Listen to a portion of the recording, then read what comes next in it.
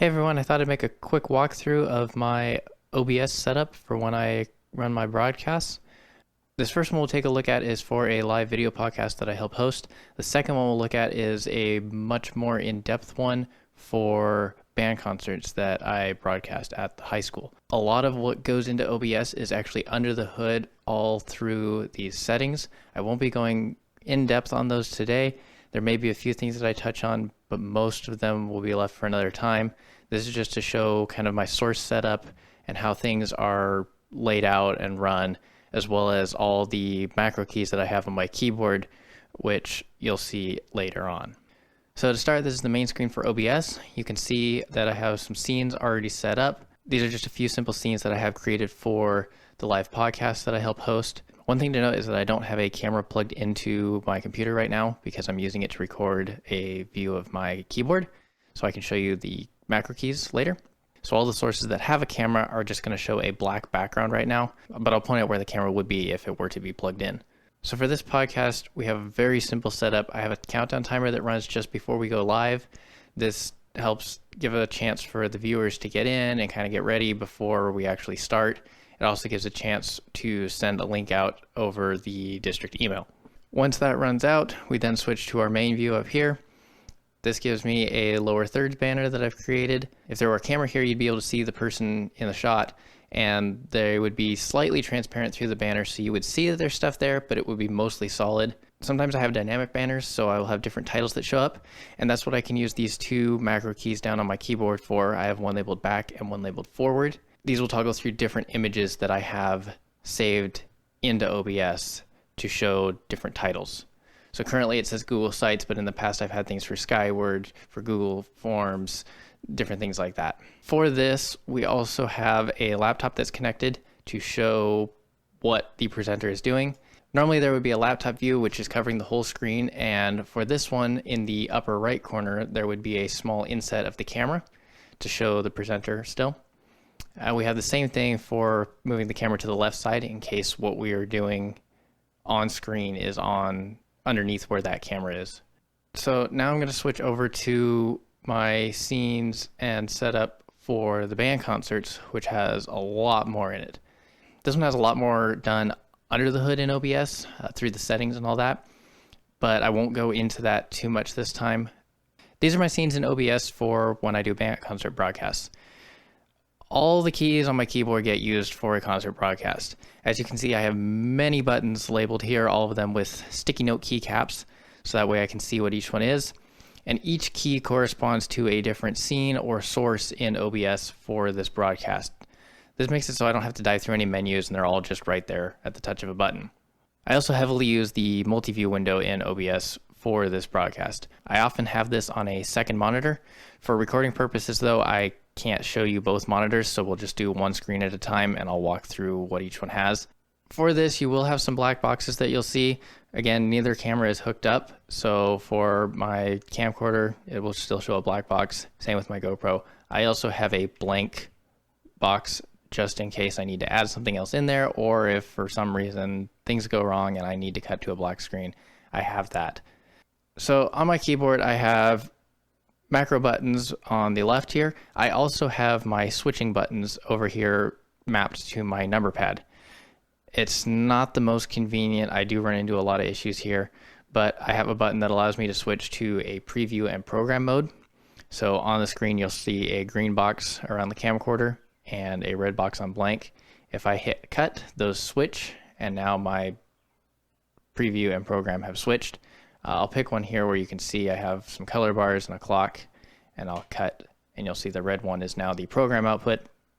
This is great. I use this cut and fade to go back and forth between sources all the time.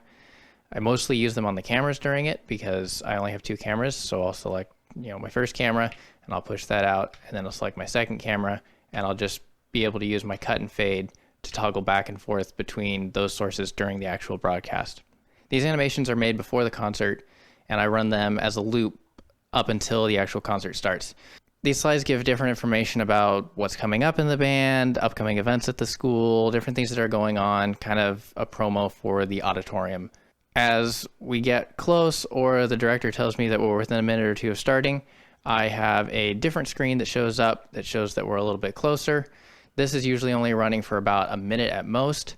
And then we actually jump in, and that's where I start cutting to my different camera views throughout the concert. Since I don't have a concert currently coming up, some of my keys aren't actually mapped to sources right now. This is just my template. I make a whole set each time because I do different things. So I'll just kind of walk through what I have on my keyboard here. So I'll start at the top. We have start.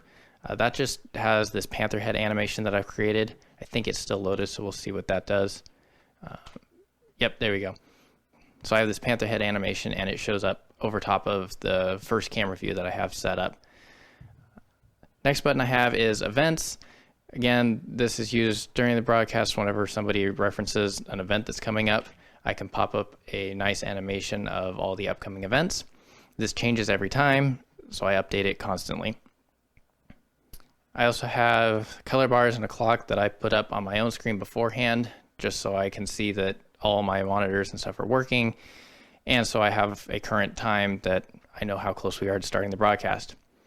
The next button I have says music mute. I don't actually use that one right now, but it was used to mute certain audio sources. Web shows the auditorium website. This is just kind of a promo for it to tell people that upcoming information is all on there. Blank does exactly what it says. It's just a blank screen.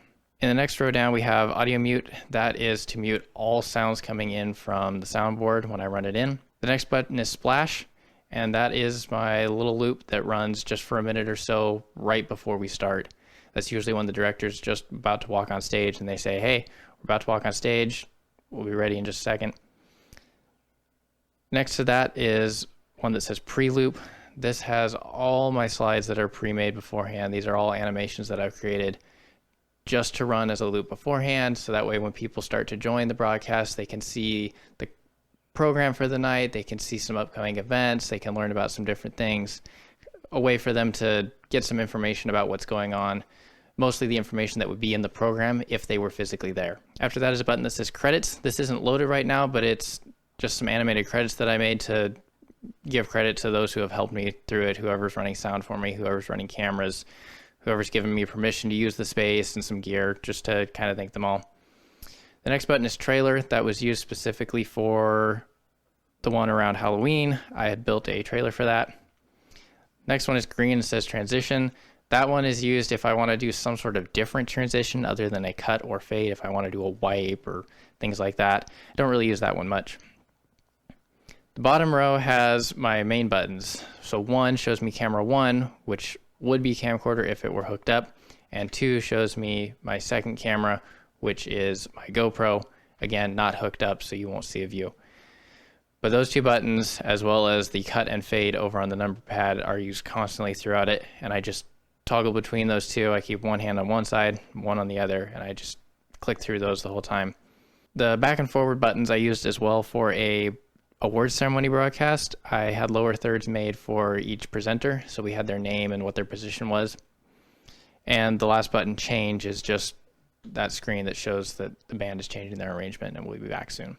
So that walks through the multi-view aspect of OBS. If we go back to the main screen, I'll show you the things that were changing when we were in that multi-view mode. So I have this button at the top here that allows me to toggle studio mode, and that's what allows me to have that separate preview and program window, and those show up here. So I'll just pop couple items up in here, and you can see that I have a preview and program, and as I cut or fade between them, they pop back and forth. I can change these transitions as well. I can do things that are other than cuts and fades. I can do wipes. I can add in custom transitions.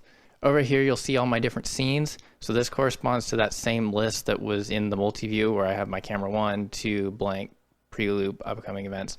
All that shows up in that same multi-view window. Not all of the sources are able to show in that multi-view window since I only have it set to 8 sources, but if I upped that number, I would be able to see all of these. I don't have it show all of them because not all of them are necessary during the actual broadcast, but in some cases that may be helpful. Inside each scene, I have different sources.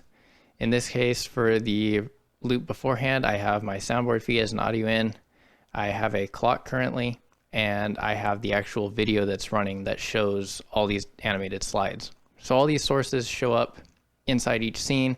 They show me the different items that are in each selected scene so I can see what is being used. When a scene is actually active, you'll see it show up in the program window. You'll also see any audio sources show up in the audio mixer. So here I just switched to my first camera and you'll see there's a soundboard feed. It currently is not set up properly since I don't have an actual board plugged in, but you would be able to see current audio level. You can set up any filters you want. You can check some advanced properties for monitoring and all that, all through this audio mixer. So I'll go through the settings real quick, just kind of tab by tab. General, this is where I set up how things look in OBS. This shows me how my multi-view is set up, different layouts of scenes, all that. Stream is where I send it to YouTube. This is how we actually get the broadcast out. Output is just how it's encoded, size, all that. There's a lot of stuff in here that can be really nitpicky. Again, that'll be a different time. Audio, same thing. You can change your sample rates and your channels, different sources, all that. Video, again, complicated, but you can set your base resolution. For me, I have it set at 1080p and 30 frames a second. That's been working out pretty well. But you can change your resolution. You can go to 720, you can go to 4K, you can do anything you want. Hotkeys is where it gets really complicated. You have to make sure you don't pick something that's also another computer hotkey already. So I've started running out, but every single scene has its own hotkey, which allows me to switch to it through the macro buttons on the side of the keyboard. That way I don't have to remember each hotkey command. And under advanced, it allows us to set some even more in-depth settings of how the video and audio is processed and how it is pushed out over the stream. Again, I can go over that later, but not in this video. So hopefully that shows a little bit of what OBS can do. There's a lot that it can do. Again, this was just a quick overview. It doesn't even go that deep into it, but it shows how I've set up my sources and how I have all my macro buttons. Again, as I said at the beginning, those settings are really where some of the magic happens. Hopefully this gives you a good idea of what OBS can do though. It's a very powerful program. It can do a lot and it's constantly getting updates that are making it better and better. So thanks for watching. Hopefully you found this video helpful. If you did, please give it a thumbs up and don't forget to subscribe down below.